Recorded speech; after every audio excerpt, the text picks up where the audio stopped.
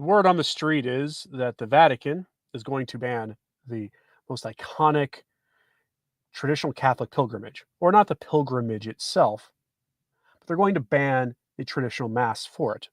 That none of the cathedrals or parishes along the route will be permitted to have the traditional Mass offered for it, even for a special occasion. This shouldn't surprise you. We got word that the Vatican is actually monitoring the highest profile traditionalist pilgrimage in the church. Every year during Holy Week, there's a pilgrimage from Paris to Chartres where faithful Catholics leave their worldly lives behind for a few days to walk on foot in procession, praying publicly, going to Mass, and ending with a traditional Mass. And when I say they leave their worldly lives behind, I believe every year Michael Matt goes, and his video logs are always very interesting because he leaves essentially behind the remnant and everything he does there. He takes a few videos there to show people what's happening.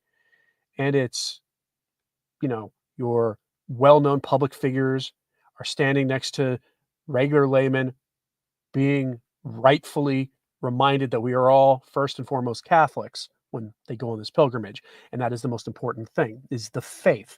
Everything else is laid aside for the faith for this time. And it's a wonderful thing. To give you an idea, there's something like 20,000 people have recently started going to this. And in the recent past, the Mass at the end of the pilgrimage was offered by Cardinal Gerhard Mueller, who is himself not really a traditionalist at all. In fact, 10 years ago, Cardinal Mueller's name was listed among those who were considered like the progressives in the church. He clearly has problems with things going on in Rome now, so he has shifted somewhat, which is good. He is a friend to tradition in that he knows how to offer the traditional Mass in the forms of the sacraments. And he offered the traditional Mass at the end of the pilgrimage, I believe it was last year, meaning the pre-conciliar form of the Roman rite of Mass, the unique and sole expression, to borrow Francis's term for the Novus Ordo of the Roman Rite. What had been the Mass that developed from apostolic times to the 5th, 6th century when it was codified in its first formal form by Pope, I believe it was St. Gregory the Great, back in the 5th or 6th century, and it continued to evolve naturally and develop naturally until the 16th century when Pope St. Pius V imposed it as the normative rite of Mass throughout the Latin West and suppressed all forms of new Masses that had shown up. It wasn't itself a new Mass. It was a Mass that developed a term from the time of the Apostles. And from there, it was the form of Mass until 1968, 69, 70, when it was suppressed but not suppressed. And there have been resistance efforts to keep it around for a very long time. And one of these is the Chartres pilgrimage, which has been around since before Traditionis, or before Summorum Pontificum brought the Mass back for the average Catholic to have access to. And every year, that pilgrimage grows in popularity, with around 20,000 people participating in recent years. And the average age of the pilgrimage tends to skew towards younger people. And that's the rub. See, the Vatican sees the pilgrimage as symbolic of the growth of traditional Catholicism and the threat that it represents the modernist, heretical, post-conciliar order in the church. They do not like this. They want it to go away. And so they are now observing and monitoring it. And frankly, all the word is that all they need to do is sign the paper, and it will be banned from the pilgrimage sites. Now, weirdly, this news comes hot on the heels of it being revealed that Francis really did actually have a document on his desk this past summer to completely ban the traditional Mass, but refrained from signing it after he received pressure from various sources, including Eastern Orthodox patriarchs, to not sign it. Ironically, it was ecumenical dialogue that preserved the traditional Mass as much as it's been preserved in the aftermath of Traditionis Custodes. Francis was told by these various groups that young people love the old form of the Mass and the sacraments, and allegedly that is what got him to not sign it. This has been widely reported now by alternative and fairly mainstream Catholic media in the last few days. Now, probably having the Eastern Orthodox putting pressure on him helped, but there is a contingent in the Vatican that will still be in the Vatican after he is gone that wants the Mass banned. And some of them are high on the list of names of likely Pope Francis II kinds of potential popes. Pietro Parolin, the Cardinal Secretary of State, is at the top of that list, openly hostile to the traditional Mass. And if he became Francis II or John the 24th or whatever names that they are thinking of taking, would crush the Mass without hesitation. Like I keep telling people, it can actually get worse than Francis. So let's go, though, to the sort of the most mainstream of the reporting on this. And this comes from LaCroix magazine, not the manufacturers of that of fizzy water in the United States, but this is the news website of the French Bishops' Conference. And their headline is Latin Masses of the Chartres pilgrimage under Vatican surveillance. The Notre Dame de Chrétien pilgrimage, which links Paris to Chartres every year during the Pentecost weekend, so it's not Holy Week, I keep saying Holy Week, it's Pentecost, is a subject of discussion at the Dicastery for Divine Worship. The Vatican believes that the organizers of the pilgrimage are not respecting the rules in force for the celebration of the Tridentine Mass, meaning the organizers of the pilgrimage are violating Traditionis Custodes. That's why, meaning, strictly speaking, this has already been banned. But they're about to remind everybody of that with a document. Probably, if I were to guess, they love to do this stuff on Marian feast days. And there's one coming up this weekend. If they're going to do this immediately, it'll be this weekend. But look to the new year and the Marian feast days in the early part of the new year for the announcement. Because I'll remind you, Traditionis Custodes was released on the feast of Our Lady of Mount Carmel, which is a pretty big deal given that the ties of Our Lady of Mount Carmel to the Fatima message. But they like to do this stuff on Marian feast days, so keep an eye out for that. Let's take a look at the article for the details. Quote, could the Vatican ban the celebration of the Tridentine Mass of the Chartres pilgrimage, the most symbolic traditionalist gathering in the Catholic Church in France? This brings people from around the world to this. According to the concordant information in Paris and Rome, the Dicastery for Divine Worship and the Discipline of the Sacraments believes that this annual gathering raises questions of conformity with the rules in force on the ancient Rite Mass, and would indeed consider banning certain celebrations. The 2025 edition of the pilgrimage, organized by the Notre Dame de Chrétien Association, which should again see thousands of pilgrims converge on Chartres Cathedral from June 7th to 9th, 2025, is in the sights of this dicastery headed by British Cardinal Arthur Roche. Author of the text restricting the use of preconciliar missals, he believes that the organizers of the event are not respecting the standards. Quote, the closing Mass in Chartres Cathedral is a lawless area, says a very good expert on the matter. The question of banning this Mass seems to be under consideration. The celebration of the closing Mass in the cathedral without authorization is being singled out. And then it goes on to give you all the, the Traditionis Custodes stuff. But this is a key part here. The response from the organizers of the pilgrimage is actually important. They say, quote, how would this possible decision be perceived by those concerned? Jean de Tourier, president of Notre Dame de Chrétien, expressed his incomprehension in advance and said he felt overwhelmed by the bureaucracy. He regretted a potential limitation that could be difficult to explain to future participants. In 2024, there were 18,000 of them crisscrossing the roads to Chartres. When contacted, the heads of the Dicastery for Divine Worship did not wish to comment on the subject. Quoting a representative for Arthur Cardinal Roche, we feel that the question is deeply irritating beyond the Tiber, indicates another source consulted by LaCroix, especially since 2025 is the year of the Jubilee and the anniversary of the Council of Nicaea, with thus a more particular attention to respect for the doctrinal authority of the Church. End quote. Now that article goes on to do something absolutely hysterical. It goes on and tells participants of a traditionalist pilgrimage dedicated to the restoration of the traditional Mass and the traditional sacraments to just celebrate the new Mass. That's a bit like telling Yankees fans to root for the Boston Red Sox instead. It's not exactly going to fly. It defies the entire purpose of the pilgrimage, but that's kind of the point. The forces in Rome want the old faith to go away. They want the preconciliar Catholicism to disappear. It's the rock solid, changing very slowly in the incidental ways, but otherwise the key core elements of the faith that can't change, remaining unchanged. They want that faith to go away, to be replaced by the permanent aggiornamento instituted at Vatican II. The word aggiornamento means change, essentially, or revolution. And John the 23rd, when he announced Vatican II, called for a permanent aggiornamento in the church, an ever-changing permanent season of change. Always change. That is why you've had all these synod of bishops for the last 60 years talking about how to adjust the faith. That's why you have synodality being brought up. It's why you see synodality being linked directly to Vatican II, as if it was completing the work of Vatican II. We're supposed to have change without end. And the preconciliar form of the faith is actually the biggest stumbling block to that. Now, in all of this, Cardinal Mueller chimed in about 6 months ago, actually, as if he kind of knew this was going to happen. He did this a few months ago during the summer of 2024. So we go here to the Per Mariam blog, which is the website personal blog written by Michael Haynes. He is a LifeSite News writer. And the headline here is Latin Mass ban, analyzing rumors, sources, and Vatican context. Now, his sources are impeccable. And here's what he has. Here's what Cardinal Mueller, let's go over what he puts here from Cardinal Mueller from a larger interview. It says Cardinal Mueller states that following his participation in the Chartres pilgrimage, he had a discussion with, quote, a senior representative of the Roman Dicastery for Divine Worship.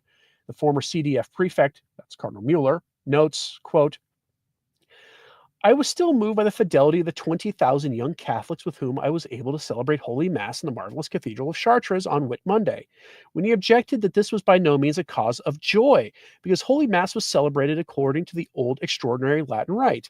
Indeed, some see the old rite of Mass as a greater danger to the unity of the Church than the reinterpretation of the Creed, or even the absence of Holy Mass. They interpret the preference for the ancient rite as the expression of a sterile traditionalism, more interested in the theatricality of the liturgy than in the living communion with the God that it conveys. End quote. Yes, if they had to choose between the traditional Mass being brought back or there being no Masses at all, they would choose no Masses at all, because they believe that the traditional Mass is a bigger threat to the Church than having no Masses at all. This also comes at a time when recently somebody from the Dicastery for Divine Sacraments and Worship, the Dicastery responsible for crushing the traditional Mass, basically called the traditional faith, they called traditionalist Catholics, they said traditionalism is the dead faith of the living, meaning they said we have no faith. The same faith that our ancestors had, that our forebears in the Church had, is the dead faith of the living. There comes a point when you have to ask how many of these people are actually even Catholic saying this stuff, who have such a novel understanding of the faith. Now, as stated above, the man behind all this is Cardinal Roche, the English cardinal who hates the Catholic faith. So we go to Gloria TV for this headline. Pilgrimage to Chartres. Will the cathedral remain closed in the future? The cathedral was one of the big sites of one of the masses offered at this pilgrimage of now 20,000 faithful. They want to take that away.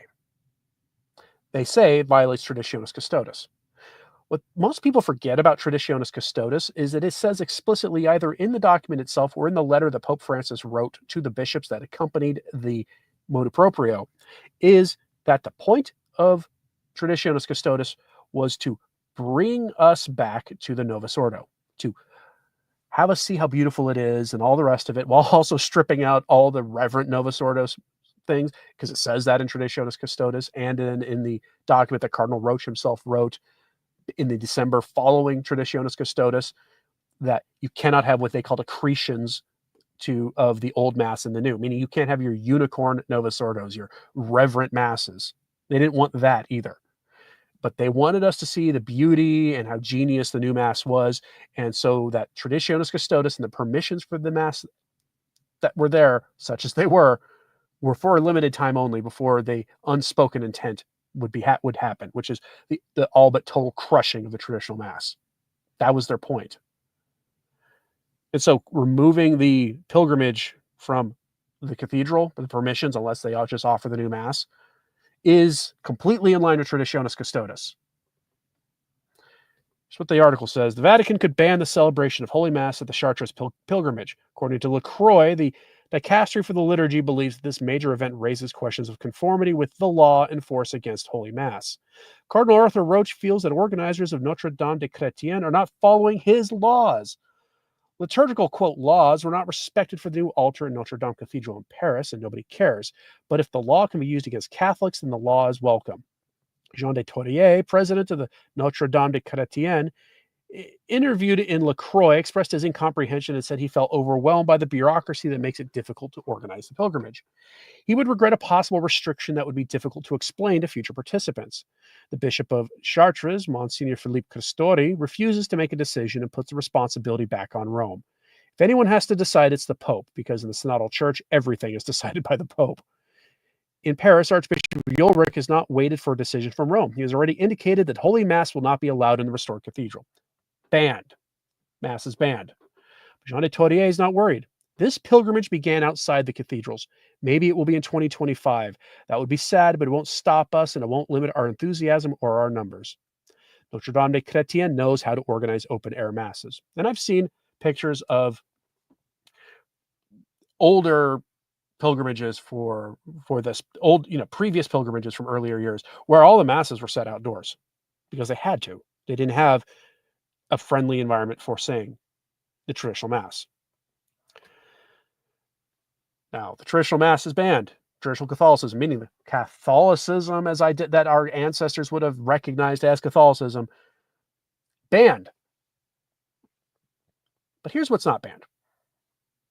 You see, as we now know unequivocally, the traditional mass that developed organically from apostolic times was codified in the 5th century and then was made the normative, meaning sole expression of the Roman Rite in 1570 by Pope St. Pius V, and was the only real mass for 99% of Latin Rite Catholics until 1970, is essentially banned for this pilgrimage, with a few offerings and generally outside of even just not just for pilgrimages, but in general for the typical Catholic, with a few offerings available in the hinterlands of most dioceses done on purpose to make it difficult to get to for most people. With some countries banning it entirely in favor of the committee-made Novus Ordo Mass. And if you object to your Mass being taken from you, if you object to the traditional Mass being taken from you, you are the bad guy. See, as I reported recently, if you object to the new pagan Mayan rite of Mass, then you are the bad guy. We're all treated with contempt for wanting the same liturgy as our ancestors and for keeping the same faith as our ancestors and for having the same moral standards as our ancestors. A cardinal in Rome who works for the dicastery for the divine worship in the sacraments said specifically that the traditional Mass and the traditional faith, that traditionalism is the dead faith of the living, meaning traditionalists don't have the faith. That's what they think of us. Here's what they are happy with. Here's what they make no effort whatsoever to stop. A bishop is allowing masses for the James Martin crowd. To be sure, we're talking here, to be clear, not about Catholics with especially sinful inclinations who actively fight those inclinations, stay as close to the sacraments as they are permitted to, and they try to actually live according to the laws of the church and the laws of God. No, I mean the James Martin crowd. This is a mass for self-described Catholics who identify with their sins, who refuse to leave them behind, who refuse to leave the old man behind and live a new life in Christ. And they reject the church's teaching on these sins. They think, as they say, that St. Paul got it wrong. A bishop is defending the masses for this in his diocese that are being used to normalize sin. So we go here to Complicit Clergy, which is a website you should periodically check in with, I think. Their headline is Bishop Effert defends celebration of Mass with the James Martin activist group. Now, this article was actually originally posted by New Ways Ministry to really give you an idea who we're talking about here. If you're not familiar with New Ways Ministry, they are like the original James Martin crowd. Back in the 70s, they were founded to try to change the church teaching on this. And the bishops at that time, despite that being the sort of the crazy years in the church, did not put up with this stuff. Now the bishops are much more open to it. And James Martin is good friends with the founders of this organization, nuns and priests who should long since been retired. But here is what they say. Give you some details. Please pray for this bishop that we're about to talk about. Quote, when Bishop John Effert of Covington, Kentucky decided to celebrate Mass with Catholics, embracing all God's children, a support group for the James Martin crowd and their families, he faced pushback from other faithful. 24 people sent letters and emails urging him not to attend the Mass, citing moral issues concerning all the issues of the flesh. Bishop Effert was undeterred. He went to the Mass and later wrote about his experience on the diocesan website, defending his participation in the support group's work. The St. Joseph's Church, Cold Spring, was filled to capacity for the Mass, and the bishop recognized many of the attendees as people who regularly attended his Masses. I'm not surprised by that. In his homily, Effert told the story of a man with James Martin inclinations who spoke to him about his love for Christ. The interaction was meaningful for Effert and had a long-lasting effect on his life. The bishop also observes that many believe that James Martin activities, like every other activity suitable to the married state outside of marriage, and any such activity between spouses that separates the unitive and procreative dimensions of these activities, are grave matter for sin. Let's pause here. When you put them on the same plane like that, there is an unspoken goal being stated. Activities of these kinds outside the married state are a sin. Great. You know what that means, right? What do you think the bishop is pushing for the church to change?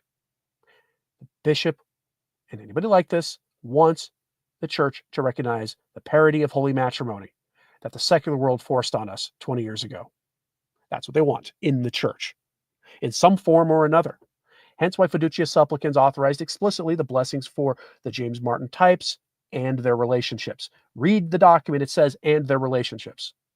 No matter what Pope splainers try to tell you about that document. Let's continue.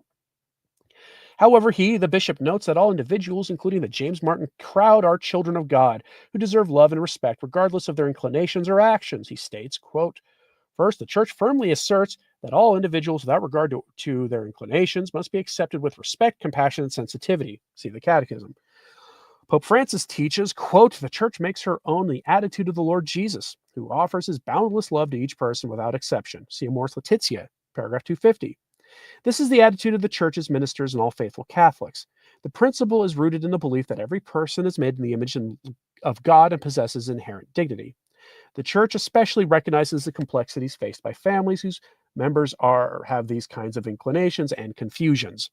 Such families should be given respectful pastoral guidance so that those who manifest this inclination can receive the assistance they need to understand and fully carry out God's will in their lives.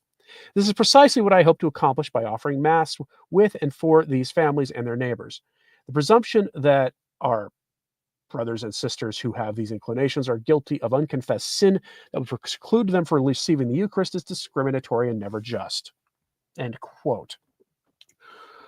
Right, except if they are identifying with their sins and what the church is teaching changed on this, and they are committing the sin of a sin of thinking the church got it wrong, like they blatantly say all the time. That is what they want. But that's not all, folks. You see, remember, the same Mass your grandparents and virtually all the saints of the Latin West learned the faith with is bad. The James Martin crowd and their Masses used to normalize sin are good. That is what we're told rather constantly now. No accompaniment for traditionalists. We have to crush their Masses wherever we can and sweep them aside. Even if Francis refused to sign that document that would ban the Mass, they still have that goal. Remember, he's not the only one in the hierarchy who wants this. Most of your front runners for to be the next pope want that too. And the men who have these positions, if a pope like that is elected, they'll keep their positions. That is their goal. While normalizing sin is a good thing in their minds, and we know this. There was an entire country that banned the traditional Mass not terribly long ago, and we get this story from Gloria TV with the headline, "Costa Rican Church Allows a Congress of James Martin Types." Costa Rica, the bishops there banned the traditional Mass, the traditional form of the sacraments, all of it, pretty much as soon as Traditionis Custodes was issued. Even though Traditionis Custodes didn't actually call for that to happen, but it was allowed to happen because the end goal of Traditionis Custodes is the crushing of the traditional faith. Period. Full stop. And the normalization of sin. Remember, there are some estimates out there that 80% of the bishops are of the James Martin types, that half of the priests are, something like that. That goes a long way to explaining what it is they want. This happens, this Congress happens, and it's allowed to happen. But woe to you if you are a bishop who does not implement Traditionis Custodes sufficiently harshly enough for Rome. From the article, quote, the Costa Rican James Martin group called Spazio Seguro Cattolico, Catholic safe space, held a congress a few days ago at the retreat center of the Claretian Fathers in San Jose, Costa Rica. The days included sacrilegious James Martin type Eucharists. The group uses a caricature of Christ wrapped in that multicolored cloak as its logo below, and you can kind of see it here. We'll keep blasphemous images off the screen though. Info Vaticana on December 5th reports that the organizing group is largely composed of former seminarians of the National Seminary. Former seminarians for this kind of Congress. The infiltration is real, folks. The Congress was presided over by the Costa Rican and the James Martin flag. Predictably, James Martin himself made an online appearance. Of course he did, guest of honor, as did the former British Dominican and activist James Allison. The latter sees no reason, quote, in the Bible or in the Catholic faith to condemn the way he lives or his inclinations. In 2021, Costa Rica became the first country in the world where the bishops banned all masses in the Roman Rite. And when you're on Gloria TV and you see them call it the Roman Rite, they actually mean the traditional Latin Mass.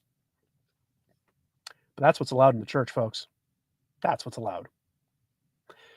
Meanwhile, the traditional faith has to be swept away. This is why we resist, whatever form that resistance takes. Preserve the faith. SDC is complaining that I don't say the words that will get me banned. Why so much censorship on this? Because I'd like to keep my channel. That's why. Any thoughts from anyone in the comments, please? STC, who's pushing for the censorship? Our hosts do. You may be aware that our host, well, one, at this time of year, our hosts actually actively suppress Christian channels. They do that. You could go to any Christian channel and go back over the course of the last few months, and you'll see suddenly, bam, it's like a switch was hit. I can see it. It happens every year. I always forget about it, but it does. But why? Because they are biased. That's why. This topic is verboten for them. And they'll come down on you with like the wrath of their Father below if you don't watch what you say. Anyway, this is why we resist. This is why you keep the faith, is because they will try to do everything in their power to make the actual Catholic faith disappear from the face of the earth forever. All right, folks. This channel might need to move to X sometime soon. Well, I would need people to move to X. All the alts places to go for these things. I'm on X already, but for any of the alternatives to this place doesn't have the people there that this place does. That's why. That's why I don't actively try. All right, folks. What's my thought on the SSPX resistance?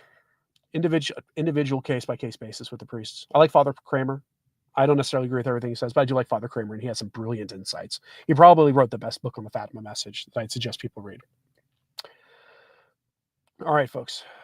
Thanks very much for tuning in today. It is St. Nicholas Day, by the way, so make sure to observe the day as best you can. And yes, it is a Friday, and no, your Friday fasting obligation is not superseded by the Feast of St. Nicholas.